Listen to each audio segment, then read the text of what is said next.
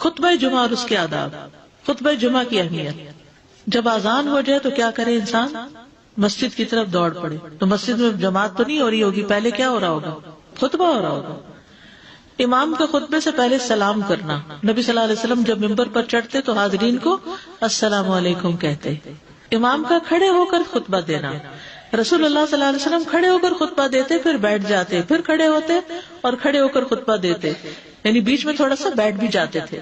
جس نے تمہیں یہ خبر دی کہ آپ بیٹھ کر خطبہ دیتے تھے تو تحقیق اس نے جھوٹ بولا. بس یقیناً اللہ کی قسم میں نے آپ کے ساتھ 2000 سے زائد نمازیں پڑھی ہیں، یعنی جن میں بہت سے جمعے بھی آئے ہیں، تو ایسا کچھ نہیں. امام کا 2 خطبے دینا، یعنی کھڑے تھے پہلے، پھر ذرا بیٹھ گئے، پھر دوسری دفعہ اٹھے تو یہ 2 خطبے ہو گئے. مختصر خطبہ دینا. آپ کے خطبات چند کلمات ہوا کرتے تھے، بہت لمبی تقریریں نہیں. آپ کا خطبہ درمیانہ ہوتا تھا. نبی صلی اللہ علیہ وسلم نے فرمایا آدمی کا نماز کو لمبا کرنا اور خطبے کو مختصر کرنا اس کی سمجھداری کی علامت ہے. بس نماز لمبی کرو اور خطبہ مختصر کرو، کیونکہ بعض بیان جادو جیسا اثر رکھتے ہیں، یعنی تھوڑے بھی بات کرو گے تو دل میں چلی جائے گی. نماز پہ زیادہ توجہ. نبی صلی اللہ علیہ وسلم کا خطبے میں سورۃ قاف پڑھنا. حارثہ بن نعمان کی بیٹی سے روایت ہے، کہتی ہے کہ میں نے سورۃ قاف رسول اللہ صلی اللہ علیہ وسلم سے سن کر حفظ کر لی. آپ ہر جمعے کو خطبے میں پڑھا کرتے تھے. سامعین کا امام کی طرف رخ کرنا، یعنی جمعے کے دن یہ نہیں کہ آپ کرسی لگا کے کسی اور طرف منہ کر کے بیٹھ جائیں اور جب جماعت ہو تو پھر صف میں کھڑے. نہیں، آپ صف میں بیٹھے ہو، کس طرف وہ ہو؟ قبلہ رخ ہو. امام سامنے ہی ہوگا نا قبلے کی طرف. ایک صحابی کہتے کہ جب آپ ممبر پہ چڑھتے تو ہم اپنے چہروں کے ساتھ آپ کی طرف متوجہ ہوتے، ادھر ادھر نہیں دیکھتے تھے خطبے کے دوران. امام کے قریب بیٹھنا.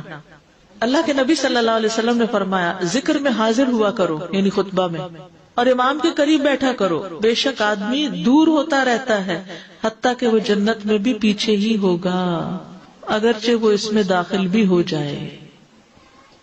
تاخیر کی اتنی مذمت ہے. خاموشی سے خطبہ سننا، یعنی بات نہیں کرنی چاہیے، کوئی اہم بات بھی نہیں پوچھنی چاہیے. ابن مسعود سے روایت ہے کہ انہوں نے ابی ابن کعب سے قرآن کی کسی آیت کے بارے میں سوال کیا جبکہ اللہ کے نبی خطبہ دے رہے تھے، تو انہوں نے اعراض کیا اور کوئی جواب نہ دیا. پھر جب آپ نے نماز پڑھائی تو ابی کہنے لگے تمہارا جمعہ ہی نہیں ہوا. تو ابن مسعود نے رسول اللہ صلی اللہ علیہ وسلم سے پوچھا تو آپ نے فرمایا ابی نے سچ کہا، کوئی بات کرنے کی اجازت نہیں، یہ کہنے کی بھی کہ چپ ہو جاؤ یہ بھی اجازت نہیں. عبداللہ بن مسعود کہتے کہ جب امام جمعہ کے لیے آ گیا پھر تمہارا اپنے ساتھی سے یہ کہنا کہ خاموش رہو لغویت کے لیے کافی ہے. یہ بھی لغو بات ہے. کوئی لغو حرکت نہ کرنا، کنکریوں سے نہ کھیلنا، فون سے نہیں کھیلنا، میسجز چیک نہیں کرنا، انگلیوں میں انگلیاں ڈال کے پٹاخے نہیں بجانا، گوٹ مار کے نہیں بیٹھنا. گوٹ مار کے کیسے بیٹھتے ہیں؟ گھٹنے اوپر کر کے اور یوں ایسے گھٹنوں کے گرد ہاتھ ڈال کے. کئی دفعہ ایسے نظر آتا ہے کہ خطبے میں لوگ اس طرح بیٹھے ہوتے ہیں کیونکہ پتہ نہیں ہے. یعنی آپ چوکڑی مار سکتے ہیں. آپ سب سے افضل پوزیشن تو یہ ہے کہ جیسے نماز کے اتحیات میں ہم بیٹھتے ہیں، لیکن کچھ لوگ اس طرح بیٹھ نہیں سکتے. چلے کرسی بھی بیٹھ جائیں، اگر کرسی نہیں ہے نیچے بیٹھے ہیں تو چوکڑی مار کے بیٹھ جائیں، مگر ٹانگیں اس طرح پیٹ کے ساتھ لگا کے گھٹنوں پہ ہاتھ کو بل دے کے اس طرح نہیں بیٹھے. اگر مجبوری ہے تو وہ اور بات ہے، لیکن یہ کہ بلا وجہ نہیں کرنا چاہیے کیونکہ ادب کے خلاف ہے. اونگ آنے پر جگہ بدلنا. نبی صلی اللہ علیہ وسلم نے فرمایا اگر جمعہ کے دن کسی کو مسجد میں اونگ آنے لگے تو اپنی اس جگہ کو دوسری جگہ سے بدل لے. کہ بعض اوقات ایسا ہوتا ہے نا خطبے کے وقت بڑی سکینت ہوتی ہے اور آخری خطبہ تو آپ نیند میں ہی سنتے ہیں. نماز جمعہ کی رکعت 2 رکعت ہے فرض بس. جمعہ کی نماز 2 رکعتیں ہیں اور ان دونوں میں قرات ہوتی ہے. نبی صلی اللہ علیہ وسلم جمعے میں سبح اسم ربک الاعلی اور هل اتاک حدیث الغاشیہ پڑھتے. کبھی جمعہ اور عید کٹھے ہو جاتے تب بھی دونوں نمازوں میں یہی سورت پڑھتے تھے. ٹھیک ہے. اسی طرح صبح کی نماز میں جمعے کے دن الف لام میم التنزیل اور هل اتى علی الانسان کی قرات کرتے اور نماز جمعہ میں سورۃ الجمعہ اور منافقین کی تلاوت کرتے. یعنی یہ بھی ملتا ہے. فرض کے بعد 2 رکعت پڑھنا. عبداللہ بن عمر سے روایت ہے انہوں نے رسول اللہ صلی اللہ علیہ وسلم کی نفل نماز کو بیان کیا اور کہا کہ آپ جمعے کے بعد کوئی نفل نماز نہیں پڑھتے تھے حتیٰ کہ واپس تشریف لے جاتے پھر اپنے گھر میں 2 رکعت پڑھتے تھے. اب جو لوگ گھر نہیں جاتے تو پھر وہیں پر وہ پڑھ لیتے ہیں، ورنہ آپ صلی اللہ علیہ وسلم اپنی سنتیں وغیرہ گھر میں پڑھتے تھے. اور اسی طرح 4 بھی پڑھی جا سکتی، 2 بھی ہیں 4 بھی ہیں. آپ صلی اللہ علیہ وسلم نے فرمایا جب تم میں سے کوئی جمعہ پڑھ چکے تو اس کے بعد 4 رکعتیں پڑھے. یہ آپ کا حکم ہے. تو جب آپ کا 2 چیزیں ہوتی ہیں سمجھنے کے لیے، ایک آپ کا فعل ہوتا ہے اور ایک آپ کا حکم ہوتا ہے. تو ہمارے لیے کیا ہے جو آپ کا حکم ہو. جمعے کے بعد کوئی اور نماز پڑھنے سے پہلے گفتگو کرنا، یعنی سنت پڑھنے سے پہلے گفتگو کرنا۔ اسما بن مالک سے مرفوعاً روایت ہے کہ جب تم میں سے کوئی آدمی جمعہ کی نماز پڑھے تو اس کے بعد اس وقت تک کوئی نماز ادا نہ کرے جب تک کسی سے کلام نہ کرے یا اس جگہ سے نکل نہ جائے۔ پہلے منع تھا، اب کوئی نہ کوئی بات کر لینی چاہیے۔ نہیں سمجھ آئی؟ یعنی جمعہ پڑھ لیا آپ نے اور پھر کسی سے آپ سلام دعا کر لیں، اس کے بعد سنت پڑھیں یا نفل جو بھی، ٹھیک ہے؟ اور گھر جانا تو گھر جا کے پڑھیں، اور اگر گھر نہیں جانا، کام پہ جانا ہے تو ادھر ہی پڑھ کے چلے جائیں۔ کتنا پیارا ہے ہمارا دین کہ اتنا لمبا بھی چپ کر روزہ نہیں رکھوایا۔ بالکل۔ عاصم سے روایت ہے، وہ ابو قلابہ سے نقل کرتے ہیں، میں نے ان کے ساتھ جمعہ کی نماز پڑھی، جب میں نے اپنی نماز پوری کر لی انہوں نے میرے ہاتھ کو پکڑا اور میری جگہ پر کھڑے ہوئے اور مجھے اپنی جگہ پہ کھڑا کیا۔ وہ جو ہم چینج کرتے ہیں نا جگہ، وہ اس کی بات ہو رہی ہے، یعنی جمعے کے بعد کوئی اور نماز پڑھنے سے پہلے بات بھی کر لینا، جگہ بھی تبدیل کرنا۔ لیکن اگر کچھ لوگ پہلے سے ہی آپ کی سنتیں شروع کر چکے اور کوئی چینج کرنے والا نہیں تو پھر پڑھ لیجئے۔ یعنی یہ مستحب اعمال ہیں، ان میں ایسا نہیں کہ کوئی گناہ لازم ہو جائے گا، لیکن افضل یہ ہے، افضل سے اجر زیادہ ہو جاتا ہے۔ جمعہ کے دیگر احکام، ایک رکعت پانے پر بھی جمعہ ادا ہو جاتا ہے، یعنی اگر کسی کو رش مل گیا، پارکنگ نہیں ملی اور ایک رکعت میں بھی پہنچ گیا تو جمعہ ہو گیا۔ امام سے دعا کا کہنا، انس کہتے ہیں کہ ایک سال نبی صلی اللہ علیہ وسلم کے عہد میں لوگ قحط میں مبتلا ہوئے۔ جمعہ کے دن میں نبی صلی اللہ علیہ وسلم کے خطبہ پڑھنے کے دوران میں ایک اعرابی کھڑا ہو گیا، کہا یا رسول اللہ، مال تباہ ہو گئے، بچے بھوکے مرنے لگے، اس لیے آپ اللہ سے ہمارے حق میں دعا کیجیے۔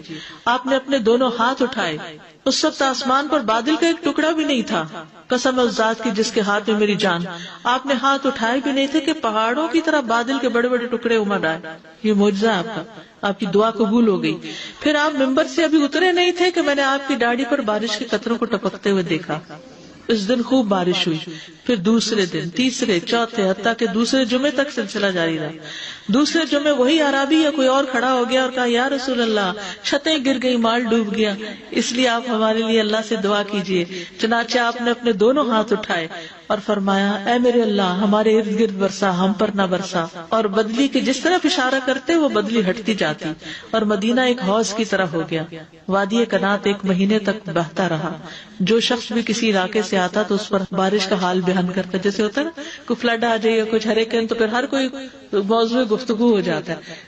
جمعہ کے بعد قیلولہ کرنا، انس کہتے ہیں کہ ہم لوگ جمعہ کے دن سویرے نکلتے اور جمعہ کی نماز کے بعد قیلولہ کرتے تھے۔ جمعہ کے بعد کھانا کھانا سہل کہتے ہیں کہ ہم نہ تو قیلولہ کرتے نہ دوپہر کا کھانا کھاتے، مگر جمعے کے بعد۔ لنچ کب ہے؟ جمعے کے بعد۔ جمعے کو قیام و سیام کے لیے خاص کرنے کی ممانعت ہے، یعنی اس دن کی رات کو شب جمعہ منانا کہ اس رات پوری عبادت کریں گے، یہ سنت سے ثابت نہیں، ٹھیک ہے؟ اور دن کو روزے کے لیے خاص کرنا، یہ بھی سنت سے ثابت نہیں، الا یہ کہ کوئی معمول کا روزہ رکھتا ہے، ایام 20 کا روزہ ہے تو وہ اور بات ہے۔ ابو ہریرہ سے روایت ہے کہ میں نے رسول اللہ صلی اللہ علیہ وسلم کو فرماتے ہوئے سنا، تم میں سے کوئی شخص جمعہ کے دن روزہ نہ رکھے مگر یہ کہ اس کے ایک دن پہلے یا اس کے بعد کا دن ملا کر روزہ رکھے۔ جمعہ کے دن خرید و فروخت کی ممانعت ہے۔ جمعہ کے دن جب نماز کے لیے پکارا جائے تو اس وقت اللہ نے خرید و فروخت سے منع کیا ہے۔ وَذَرُوا الْبَيْعَ، اس دن کاروبار حرام ہے، اور یہ جمعے کی دوسری اذان کے ساتھ تعلق رکھتا ہے، یعنی صبح صبح کام کر سکتے ہیں لیکن اذان ہوتے ہی چھوڑ دیں، اور جب پھر جمعہ سے فارغ ہو جائے تو دوبارہ دکان پہ جا کے بیٹھ جائیں۔